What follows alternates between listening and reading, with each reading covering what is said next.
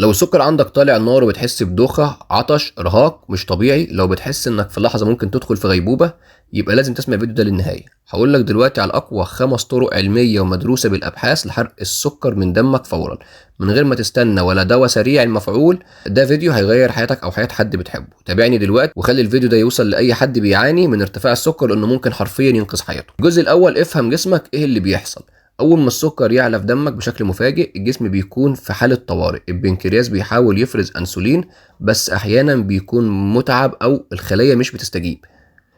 النتيجة السكر يفضل يعلى ويحرق الجسم من جوه، وهنا يبدأ الضرر في الأوعية الدموية والأعصاب والعين والكلى. فأهم خطوة قبل ما تعالج إنك تفهم إن جسمك بيغرق في بحر من الجلوكوز ولازم تساعده يخرج منه فورا. في الجزء الثاني، أسرع 5 طرق لحرق السكر من الدم فورا. 1. المشي السريع لمدة 20 دقيقة. المشي بيحرق الجلوكوز مباشرة ويخلي العضلات تستخدمه كوقود.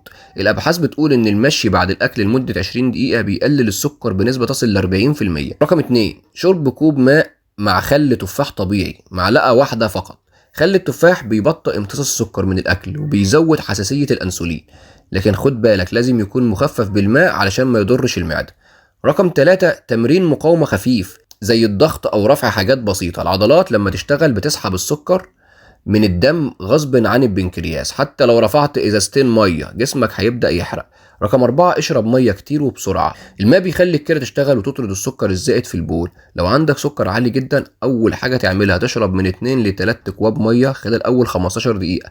التوتر بيرفع السكر جدا لانه بيفرز الكورتيزول. 5 دقايق تنفس عميق بتركيز تقلل السكر بشكل فوري. جرب دلوقتي، خد نفس عميق وطلعه ببطء. في الجزء التالت، ازاي تحافظ عليه طبيعي بعد كده.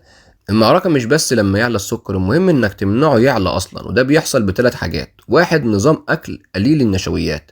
2، نمط نوم منتظم. 3، حركة يومية حتى لو 20 دقيقة في اليوم. ابعد عن السكريات البسيطة والمشروبات الغازية والدهون المتحولة. المفتاح مش الحرمان، المفتاح هو انك تبقى اذكى من السكر. في الخاتمة يا جماعة وفي النهاية، السكر مش بس رقم على الجهاز، ده مؤشر لحالتك الصحية كلها. كل دقيقة بتمر وسكرك عالي جسمك بيتأذى. ساعد نفسك أو ساعد غيرك وانشر الفيديو ده لكل اللي محتاجه. الفيديو دوت خدمة للناس اللي بتدور على المعلومة الصح. تابعني الفيديوهات علمية تنقذ حياتك. السلام عليكم، والدل على الخير كفاعله.